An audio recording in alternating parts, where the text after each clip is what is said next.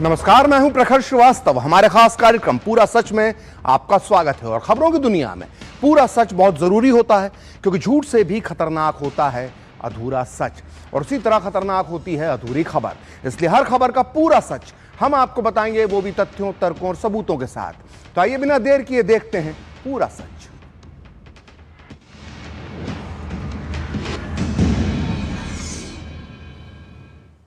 तो बंगाल की नई बीजेपी सरकार के नए मुख्यमंत्री शुभेंदु अधिकारी ताबड़तोड़ फैसले ले रहे हैं। लेकिन पिछले 24 घंटे में उन्होंने दो ऐसे बड़े फैसले लिए हैं जिसकी वजह से ममता बनर्जी की सरकार जो पिछले 15 सालों में नहीं कर पाई थी, वो 2 दिन में, करीब करीब 24 घंटे में पिछले उन्होंने कर दिखाया है। ये एक बहुत बड़ी समस्या का उन्होंने एक तरह से निराकरण कर दिया है। असल में ये जो पश्चिम बंगाल के अंदर घुसपैठ जो एक बहुत बड़ी समस्या थी, जो राष्ट्रीय समस्या बन चुकी थी, लेकिन ममता सरकार ने जिसे कभी भी ठीक करने की कोशिश नहीं की, उसे 2 दिन के अंदर, महज 2 दिन के अंदर शुभेंदु अधिकारी ने बदल कर रख दिया। उन्होंने बीएसएफ को जमीन दे दी, जो काम ममता 15 साल में नहीं कर पाई थी। और ये जमीन क्यों दी है? ये जमीन दी है फेंसिंग बनाने के लिए। और फेंसिंग बनाना क्यों जरूरी है पश्चिम बंगाल में, वो हम आपको आगे बताएंगे। और इसके अलावा जो आप देख रहे हैं, लिखा हुआ है कि बंगाल में ऑपरेशन पुशबैक, ये एक बहुत बड़ी खबर है। अब घुसपैठियों के साथ पश्चिम बंगाल में कोई रियायत नहीं होगी, और सीधे सीधे जो घुसपैठिए होंगे उनको सीधे पकड़ने के बाद बांग्लादेश भेज दिया जाएगा। तो आज पूरा सच में हम इन्हीं 2 फैसलों पर चर्चा करेंगे, इसलिए देखते हैं बिना देर किए पूरा सच पूरे विस्तार के साथ। तो बंगाल में सत्ता परिवर्तन के बाद मुख्यमंत्री शुभेंदु अधिकारी के नेतृत्व वाली बीजेपी सरकार ने राज्य की सुरक्षा और संप्रभुता को लेकर अब तक का सबसे बड़ा और सबसे कड़ा फैसला लिया है। कल बीएसएफ के वरिष्ठ अधिकारियों के साथ हुई एक हाई प्रोफाइल बैठक के बाद मुख्यमंत्री ने राज्य में पुशबैक कानून को तत्काल प्रभाव से लागू करने की घोषणा कर दी है। इसके तहत अब सीमा पार से आने वाले बांग्लादेशी घुसपैठियों को बंगाल की पुलिस सीधे गिरफ्तार करके बीएसएफ के हवाले करेगी, जिसके बाद उन्हें वापस बांग्लादेश डिपोर्ट किया जाएगा। और इस प्रक्रिया को डिटेक्ट, डिलीट और डिपोर्ट के 3 सूत्रों पर चलाया जाएगा। वहीं आने वाले दिनों में सीमा क्षेत्र में राज्य पुलिस और बीएसएफ की संयुक्त कार्रवाई तेज होने के भी संकेत मिलने लगे हैं।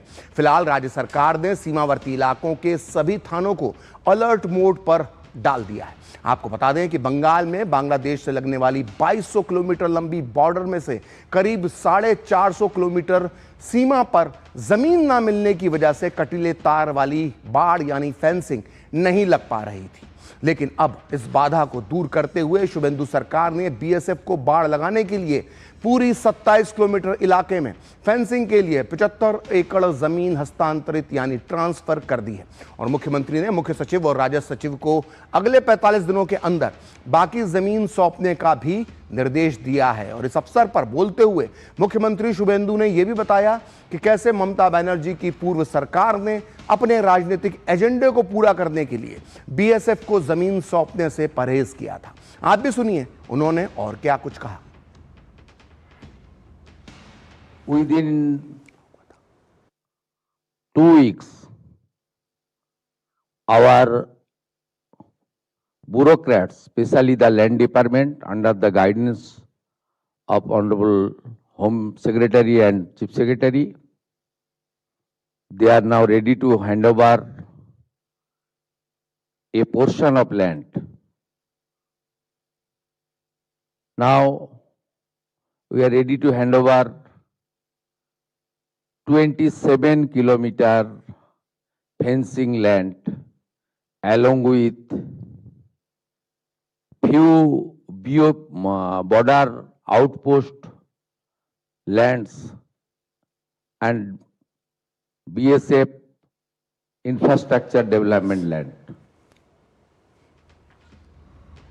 तो पश्चिम बंगाल की शुभेंदु सरकार के इस फैसले के तुरंत बाद भारत बांग्लादेश सीमा पर सुरक्षा ग्रिड को मजबूत करने की कवायद भी तेज हो गई है। सीमा सुरक्षा बल यानी बीएसएफ ने रणनीतिक रूप से बेहद महत्वपूर्ण और सीमा से सटे चांगरा बांधा के पूर्व पारा इलाके में जमीन के सर्वे का काम शुरू कर दिया है। सरकार के फैसले के चंद घंटों के भीतर ही जमीन की पैमाइश यानी उसको नापने का काम और सीमांकन की प्रक्रिया को अमली जामा पहनाया जाने लगा है। बुधवार को ही बीएसएफ और भूमि सुधार विभाग के अधिकारियों ने मिलकर सीमावर्ती इलाकों का जमीनी मुआयना किया और उन जगहों की पहचान शुरू कर दी है जहां कटीले तारों की बाड़ लगाई जाएगी। और संयुक्त सर्वे और मार्किंग का काम पूरा होते ही इस पूरे पैच पर या इस पूरे इलाके पर युद्ध स्तर पर फेंसिंग का काम शुरू कर दिया जाएगा, जिससे भारतीय सीमा पूरी तरह से अवैध हो जाएगी और मुश्किल हालातों में काम कर रहे सुरक्षा बलों का नेटवर्क और भी ज्यादा मजबूत होगा। आप भी सुनिए बीएसएफ के जवान ने इस पूरी कवायद को लेकर क्या कुछ कहा।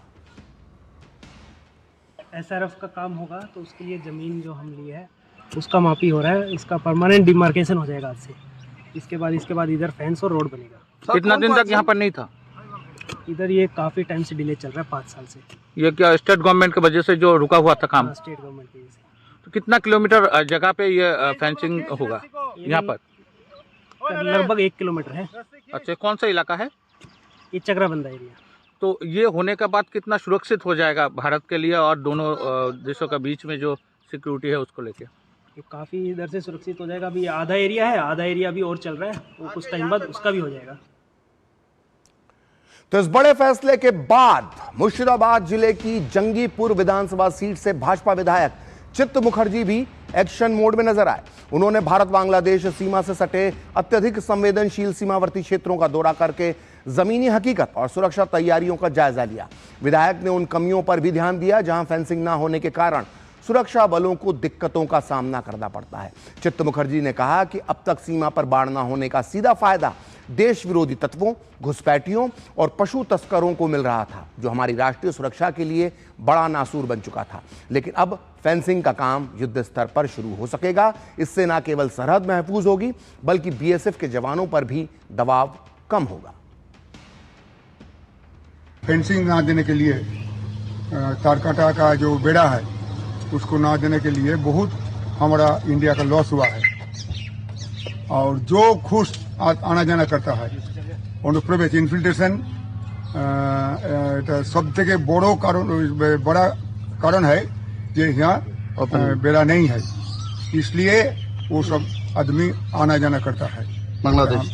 हाँ, अभी जल्द से जल्द शुरू होता है, इसलिए हम आया था यहाँ। फेंसिंग होने से बीएसएफ का काम भी कुछ हल्का होगा। हमारा जो प्रतिरक्षा है, देश का जो सुरक्षा है, ये अच्छा होगा। और स्मगलिंग और जो infiltration totally should be stop. ये हमारा जीरो टॉलरेंस है, हम लोग नहीं छोड़ेंगे, इसलिए हम आया था। हमारा पूरा रिपोर्ट हम सीएम को बताएंगे, डीएम को बताएंगे। तो पश्चिम बंगाल सरकार के इस ऐतिहासिक फैसले से सीमावर्ती इलाकों के निवासियों में उत्साह और खुशी की लहर है। दशकों से खुली सरहद के कारण स्थानीय लोग जिस डर और असुरक्षा के साए में जी रहे थे, वो अब हमेशा के लिए खत्म होने जा रहा है। कटीली बाढ़ लगने से इस कदम से न केवल अवैध घुसपैठ पर पूरी तरह से लगाम लगेगी बल्कि इससे देश की सीमा भी सुरक्षित हो सकेगी। आप भी सुनिए शुभेंदु सरकार के इस बड़े फैसले के बाद सीमावर्ती इलाकों में रहने वाले लोगों का क्या कहना है। फिनिशिंग होने से बहुत अच्छा काम होगा और ये जो सरकार डिसीजन लिया है 45 दिन के अंदर पूरा फिनिशिंग का काम होगा, इससे हम लोग और बॉर्डर का जनता बहुत खुश है और जितना जल्दी हो सके ये होना चाहिए। हर नेता कोई ना कोई मतलब के लिए सोचता है, लेकिन शुभेंदु अधिकारी जी के ऐसा एक मुख्यमंत्री बना जो पहले देश का सुरक्षा के बारे में सोचा। इसलिए सारा पश्चिम बांग्ला वासी और सारा जो देशवासी है सबको बहुत खुश है।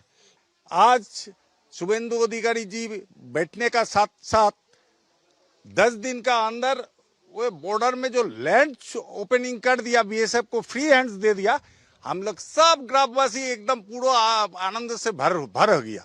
बहुत खुशी का खबर है कि ये पहले हम लोग असुरक्षा फील करते थे, क्योंकि एक तो अनुप्रवेश का प्रॉब्लम था और कैटल्स का बहुत स्मगलिंग हो रहा था। कब कहाँ कौन क्या कर दे जाए, ये देश का सुरक्षा का बात है। ये करने से हम लोग को बहुत अभी राहत का वहीं भारत बांग्लादेश सीमा पर सुरक्षा ग्रिड को मजबूत करने और सीमावर्ती क्षेत्रों में आपसी तालमेल को बेहतर बनाने को लेकर उच्च स्तरीय त्रिपक्षीय बैठक हुई और 18 मई को हुई इस महत्वपूर्ण बैठक में पश्चिम बंगाल की पुलिस, सीमा सुरक्षा बल यानी बीएसएफ और बॉर्डर गार्ड बांग्लादेश के वरिष्ठ अधिकारी शामिल हुए थे। इस समन्वय बैठक का मुख्य जो एजेंडा था वो सीमांत क्षेत्रों में बुनियादी ढांचे से जुड़े कार्यों की बिना किसी गतिरोध के उसे शुरू करना और आपसी तालमेल को बेहतर बनाना इस मीटिंग का उद्देश्य था। आप भी सुनिए पश्चिम बंगाल के बनगांव की एसपी विदिशा कलिता दास गुप्ता ने इस बैठक के बाद क्या कहा था। बीएसएफ के साथ हमारा कोऑर्डिनेशन मीटिंग था, so that better coordination between police and BSF personnels regarding यहाँ पे फेंसिंग कंप्लीट करना है, plus there are many other issues of border security, वो सब चीज़ों को लेकर बातचीत हुआ है। लेकिन लगता है कि सीमा पर फेंसिंग के जमीन देने के इस फैसले से टीएमसी शायद खुश नहीं है। टीएमसी सांसद सौगत रॉय ने कहा है कि वहां की जमीनें बंजर और मूल्यविहीन है, ऐसी पड़ी रहती हैं, इसलिए इस काम के लिए शुभेंदु अधिकारी को इतनी पब्लिसिटी नहीं लेना चाहिए। पहले आप सुनिए उन्होंने क्या कहा, फिर हम आपको बताएंगे कि बीजेपी सरकार का यह फैसला इतना महत्वपूर्ण क्यों है। तो उनका वादा था चुनाव में कि वो बॉर्डर फेंसिंग के लिए जमीन देंगे, उसी को पूरा किया। इसको लेकर इतना खबर बढ़ाने का कुछ नहीं है। जमीन तो उधर बंजर पड़ा रहता है, उसको कोई वैल्यू नहीं है। इसी को करके वो इतना पब्लिसिटी के वो ले रहे हैं। नहीं, ये सब फालतू वोट बैंक की, ये सब टिपिकल बीजेपी बात है। सरकार का कुछ दिक्कतें हुआ होगा, लेकिन ये सब बोलना ठीक नहीं है। अभी वो मुख्यमंत्री बने हैं, वो जहां जमीन देने चाहते थे, इसको बोलने का क्या है। तो सौगत राय जैसे टीएमसी के नेता अब ये बोल रहे हैं कि सीमा पर फेंसिंग के लिए बीएसएफ को जमीन देकर शुभेंदु सरकार ने कौन सा बड़ा काम कर लिया है। इन टीएमसी नेताओं से पूछा जाना चाहिए कि अगर ये इतना ही आसान काम था, ये जमीनें बंजर थी, किसी काम की नहीं थी, तो उनकी सरकार ने ये जमीनें बीएसएफ को क्यों नहीं दे दी। ये ऐसा सवाल है जिसका जवाब किसी टीएमसी नेता के पास नहीं है, सौगत राय के पास भी नहीं होगा।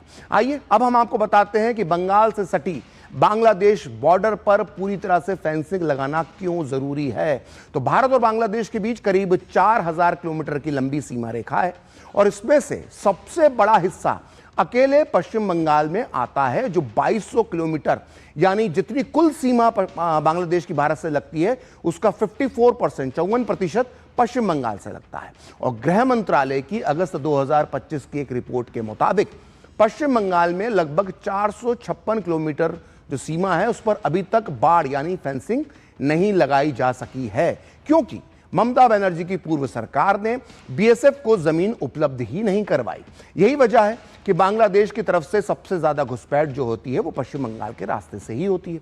और केवल पश्चिम बंगाल सीमा पर पकड़े गए घुसपैठियों के आंकड़े ये बताते हैं कि यह संकट कितना बड़ा है। 2023 में 1547 घुसपैठिए पकड़ाए गए, 2024 में 1694 और 2025 में 31 जुलाई तक ही 723 घुसपैठिए जो थे वो पकड़े जा चुके हैं। जबकि ये केवल वे आंकड़े हैं जो पकड़े गए हैं। बाढ़ न होने के कारण बड़ी संख्या में घुसपैठिए सीमा पार कर भारत के अलग अलग राज्यों में फैल जाते हैं, जिससे डेमोग्राफी पर बहुत गहरा असर पड़ता है, जो भारत की एक बहुत बड़ी समस्या बनती जा रही है। इसके अलावा मादक पदार्थ यानी ड्रग्स की तस्करी रोकने के लिए भी ये फेंसिंग करना बहुत जरूरी है। पश्चिम बंगाल और बांग्लादेश की सीमा से 2023 में 4988 किलोग्राम, 2024 में 3145 किलोग्राम और 2025 में जुलाई तक करीब 5729 किलोग्राम ड्रग्स जब्त की गई है। एक रिकॉर्ड है 2025। और पिछले 3 वर्षों में इस सीमा से 375 किलोग्राम यानी 375 किलो से अधिक सोना, गोल्ड जब्त किया गया है, जो देश की अर्थव्यवस्था को नुकसान पहुंचाने के लिए अवैध रूप से भारत लाया जा रहा था। और मवेशियों, खासकर गायों की तस्करी रोकने के लिए भी यहां फेंसिंग लगाना बहुत जरूरी है, क्योंकि इस क्षेत्र में पशु तस्करी का एक बहुत बड़ा संगठित नेटवर्क काम करता है। और 2023-24 के बीच ही बीएसएफ ने तस्करों की चंगल से 17,000 से ज्यादा मवेशी छुड़ाए थे। और नकली नोट और टेरर फंडिंग रोकने के लिए भी सीमा पर बाड़ लगाना बहुत जरूरी है। वर्ष 2024 में इस सीमा से करीब 32 लाख रुपए मूल्य के नकली नोट जब्त किए गए थे। अब आप ये आसानी से अंदाजा लगा सकते हैं कि देश की सुरक्षा के लिए बांग्लादेश से जुड़ी पश्चिम बंगाल की पूरी सीमा, या यूं कहें कि इंच इंच पर फेंसिंग लगाना क्यों जरूरी है। लेकिन इसके बाद भी ममता की पूर्व सरकार ने बीएसएफ को जमीन नहीं दी। जाहिर तौर पर इसके पीछे कुछ ना कुछ तो राजनीतिक फायदा छुपा हुआ था। इसके पीछे वोट की भी राजनीति थी और नोट की भी कमाई थी। इसलिए चुनाव में बीजेपी ने इसे बड़ा मुद्दा बनाया था।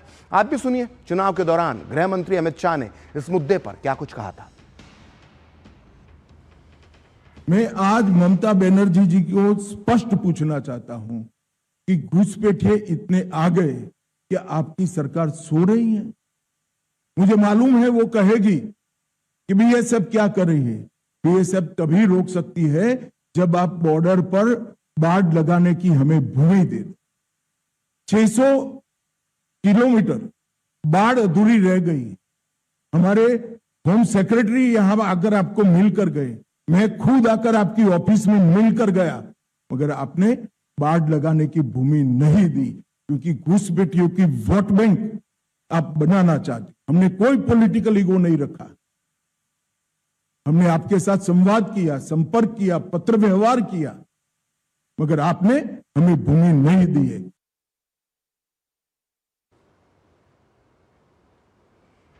तो घुसपैठियों की अब बंगाल में खैर नहीं है। सीमा पर ना केवल फेंसिंग की जा रही है बल्कि शुभेंदु सरकार ने आज से पूरे राज्य में पुश बैक पॉलिसी लागू कर दी है।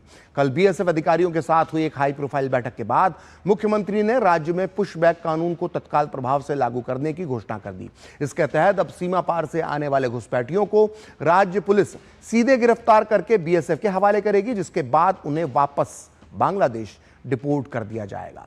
आपको बता दें कि केंद्र की मोदी सरकार ने पिछले साल ही 14 मई 2025 को तत्कालीन ममता बनर्जी को एक गाइडलाइन भेजी थी, जिसके मुताबिक घुसपैठियों को सीधे बीएसएफ को सौंपने को कहा गया था। लेकिन तत्कालीन ममता सरकार ने तुष्टीकरण के कारण, माफ कीजिएगा, मुस्लिम तुष्टीकरण के कारण इस गाइडलाइन को ठंडे बस्ते में डाल दिया था।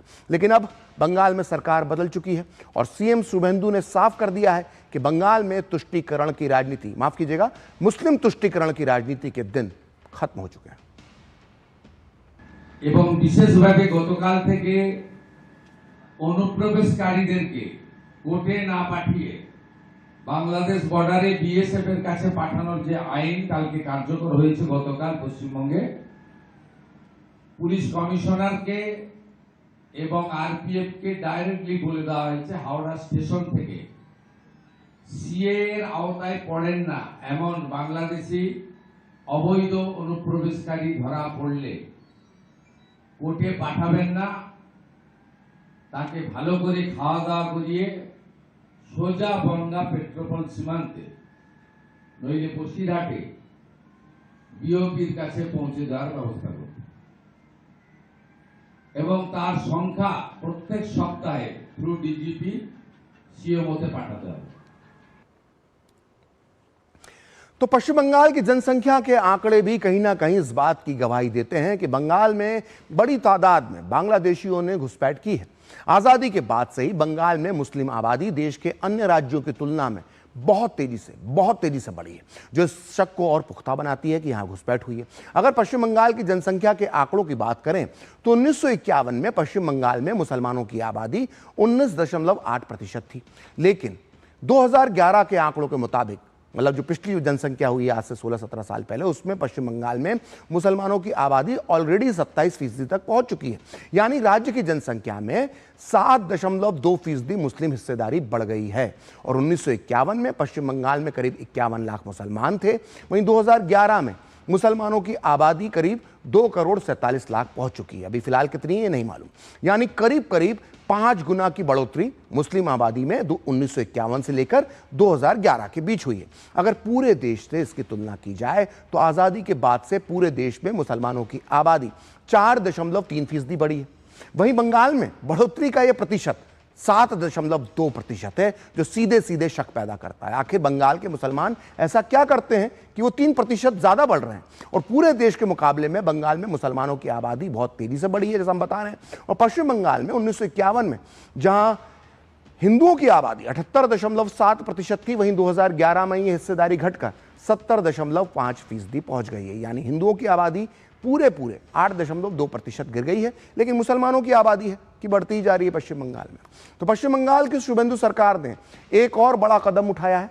बीजेपी की सरकार ने पशु हत्या से जुड़े 1950 के कानून और 2018 के कलकत्ता हाई कोर्ट के आदेश का जिक्र करते हुए गौ हत्या पर रोक लगा दी है। पश्चिम बंगाल सरकार में मंत्री अग्निमित्रा पॉल ने कहा है कि राज्य में ये नियम पहले से है, लेकिन अभी तक ये नियम लागू नहीं हुए थे, लेकिन हमारी सरकार में ये नियम अब से लागू होंगे। हमारा राज्य में जो नियम है 1950s का जो नियम है बहुत सख्त नियम है, और हम लोग ये भी नहीं बोल रहे कि जो बिजनेस चल रहे है उसको बंद करना है, लेकिन हमारा स्ट्रिक्ट नियम जो 1950s का नियम में ही लिखा हुआ है 14 साल के नीचे के कैटल को काटा नहीं जाएगा, और जो कैटल एकदम ही असुस्थ है या अपाहिज है या एज हो गया है उसको पर्टिकुलर ऑफिसर्स उनको सर्टिफिकेट देना होगा। तो सर्टिफिकेट अगर आप लोग दिखा सकते हैं तो इसमें तो कोई प्रॉब्लम नहीं है, लेकिन 1950s का जो आइन हमारे राज्य में है वो दूसरे राज्य में नहीं है, और ये राज्य में बहुत सख्त आइन है। ये अलग बात है कि अभी तक वो आइन लागू नहीं किया गया था, क्योंकि पिछला सरकार बहुत सारा आइन नहीं मानते थे, वोट बैंक का हिसाब करते थे, लेकिन इस सरकार में वो नहीं होगा, क्योंकि हम लोग काउस को माता भगवान समझते हैं, तो ये थोड़ा सा सेंटिमेंटल इशू भी है, लेकिन नियम तो सबके लिए एक ही है। तो बंगाल में शुभेंदु अधिकारी की सरकार आने के बाद से गौ तस्करों की भी नींद उड़ गई है। आपको बता दें कि बंगाल में बांग्लादेश में बड़े पैमाने पर गायों की तस्करी की जाती है, लेकिन अब शुभेंदु अधिकारी की सरकार ने इस गंदे धंधे पर लगाम लगाने का फैसला कर लिया है।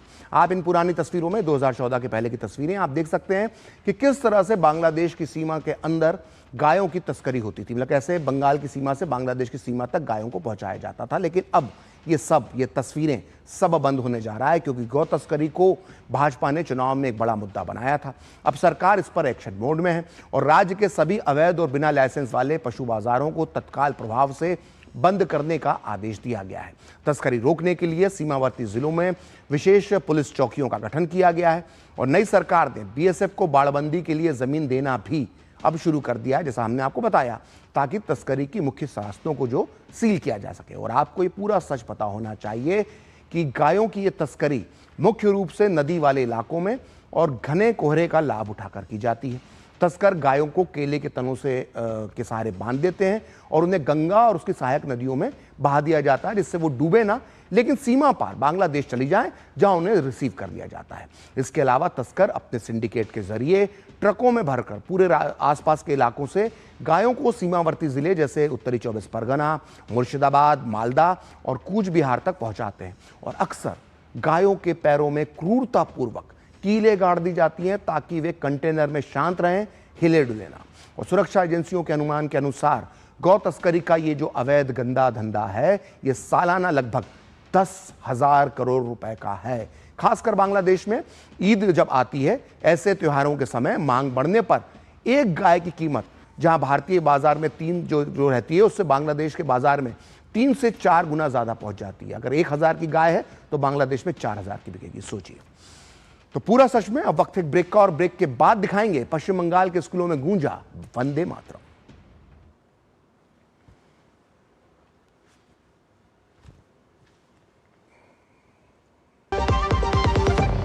चमकी चाट से क्या बना है? आलू चाट या फ्रूट चाट, स्वाद बनाए चमकी चाट। स्वादिष्ट पकोड़े और बरसान, हर चमकी चाट है इसकी जान। चमकी चाट है इसकी जान, हर जुबान पे ये छाया। अब बताओ स्वाद आया? आया। असली स्वाद सिर्फ चमकी चाट।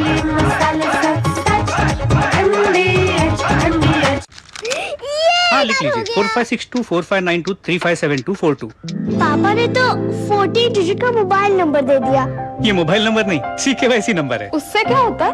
ये नया बैंक अकाउंट खोलने या पुराने अकाउंट को री-KYC करने के काम आता है। और ये मिलता कैसे है? ये CKYC पोर्टल से या अपने बैंक से या फिर मोबाइल नंबर से इस नंबर पर मिस्ड कॉल देके पा सकते हैं। CKYC नंबर से बार बार KYC डॉक्यूमेंट्स देने की जरूरत नहीं। समझी जाए? RBI कहता है जानकार बनिए, सतर्क रहिए। सर, म्यूचुअल फंड्स के बारे में आपसे एक सवाल पूछना था। सॉरी सर, मार्केट की बात करके आपको डिस्टर्ब नहीं करना था। ऐसे सवाल मुझे डिस्टर्ब भी नहीं कर सकते। म्यूचुअल फंड्स की कोई भी बात हो ना, मैं शांति को साथ रखता हूँ। म्यूचुअल फंड में आपकी शांति और लॉन्ग टर्म गोल्स पे फोकस दोनों बनी रहनी चाहिए। तो अपने लॉन्ग टर्म गोल से फोकस हटाने का नहीं, और म्यूचुअल फंड से सही। म्यूचुअल फंड निवेश बाजार जोखिमों के अधीन है। योजना से जुड़े सभी दस्तावेजों को ध्यान से पढ़ें। मास्टर जी नमस्ते, 2 ड्रेसेस बनानी है, ठीक है? ऐसा कुछ। लेकिन मास्टर जी 4 दिन में पार्टी है, बन जाएगी ना पक्का? हो जाएगा। कैसे? फैशन चेंजेस हमेशा, उषा हमेशा। गोल्डी छोले मसाले, जहाँ जाए रिश्ते बनाए। गोल्डी लाए हैं फ्रेश लॉक टेक्नोलॉजी, जो रखे मसालों को हर समय फ्रेश।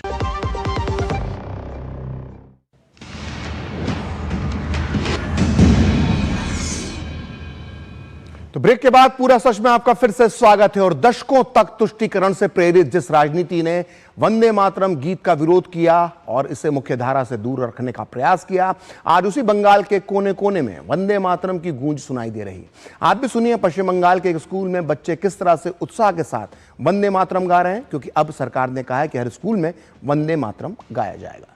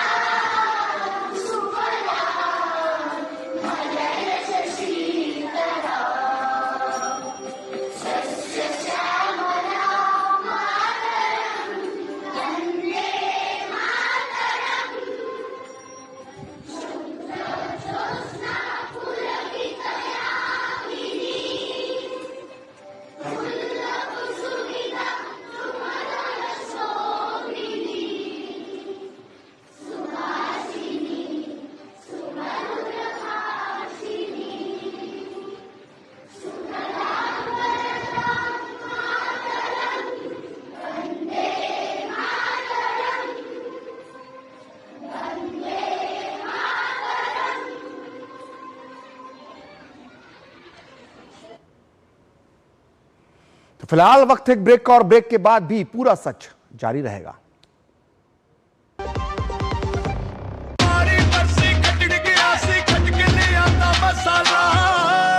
केड़ा मसाला ओए? छोले दा या लोबे दा? पंजाबी छोले दा या पिंडी चने दा?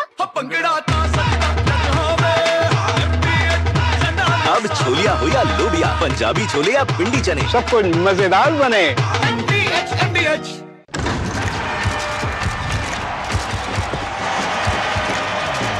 क्रिकेट हो या म्यूचुअल फंड्स, सही फोकस है सबसे जरूरी। आप खुश हैं कि नहीं? मार्केटिंग के बाद फ्यूचर शोर को म्यूट करके अपने इन्वेस्टमेंट्स में डटे रहने में ही समझदारी है, क्योंकि म्यूचुअल फंड्स सही है।